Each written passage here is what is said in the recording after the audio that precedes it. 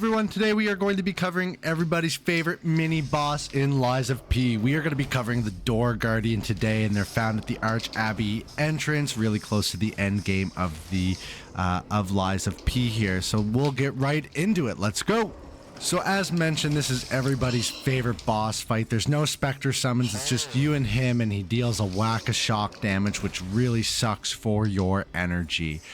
So what you want to do for this fight is I would recommend using the Salamander Dagger Blade for this fight to get that fire ticking down on them. You can recommend to use items like Throwing Cells or Destruction Grindstone or the Thermite, but I don't think it's worth it. I attempted to use these, and it did negligible damage to him, so I don't think that it's necessary. But what I do find necessary is actually the Link Dodge for this fight, because you really don't want to focus on parrying at all. You want to focus on the dodge rolls itself, because if you try to parry and you end up blocking because you don't get that perfect parry, you're taking that shock, which is going to ruin your stamina, it's going to ruin your energy, and it's going to make the boss fight 1,000 times more difficult. Let's focus on the attacks that the Door Guardian does. They will do a hook swing, which is just a regular old punch from the side. You want to block this attack or dodge it. Primarily, you want to dodge it. The most annoying attack that I found he did was the roll attack. It's mostly used as a repositioning maneuver, but will cause damage in the way. Run into the path of the roll. He usually follows that up with the smash as well, so be careful for that smash, because it does happen relatively quick and it is hard to get out of the way.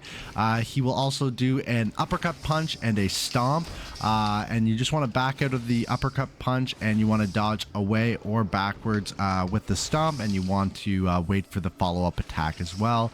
You can also look out for a jump smash and a sweep attack, and then finally the fury attack is generally a major body slam.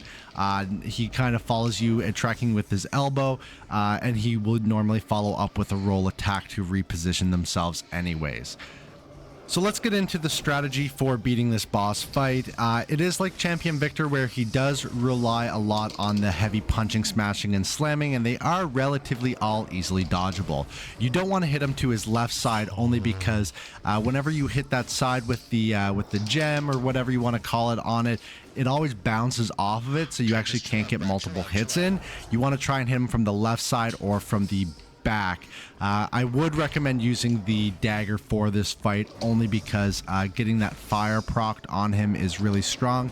What you really want to do is you want to continuously get a couple attacks in to basically just bring down his ability, so that way he staggers and he falls and you can actually get your major hit in. I would say that all my damage comes from getting those major attacks into the fatal attacks is what they'd be called. They deal probably a third of his life right there, and normally too it will inflict fire, so there's some ticking damage involved as well. I always like to use the puppet string, because whenever he's using certain attacks, you can, if you have the puppet string fully upgraded, you can actually go ahead and leap up in the air.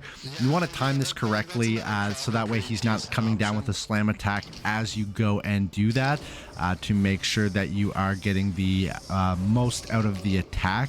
But really, this is going to be a long fight. You want to get in on the big attacks, you want to get a couple hits in, and then you want to get out. If you get shock on you, you want to run away. Get away as much as you possibly can, so that way your shock can go down, you'll have your stamina back, because it's a near impossible fight with whenever he does have shock up. I wouldn't even bother using the item to reduce the shock, because one hit actually brings it back to hit you. So essentially, you want to run in, get a couple hits in, back out, dodge, get shock, stay away, and you want to repeat this until you can get your fatal attack in. And then once you get your fatal attack in, you then make sure that you can get your once you get your fatal attack in, you want to make sure you back away, recharge your stamina as well. Whenever you get the fatal attack in, though, he will do one last slam before actually going down, just to keep that in mind as well. This is a big wall for a lot of people in this game, so if you follow these tips, it should be relatively easy to defeat the Door Guardian and move on to the next phase of the game. What you do receive from beating the Door Guardian is the high-level Alchemist badge and a job knowing that you did well on this fight, because this one sucks. You don't see a lot of guides on this video just because he's so annoying that people just want to forget about him. I didn't mind this fight at all once I kind of understood the strategy to beat him. Well, easy kind of peasy boss fight. Until next time.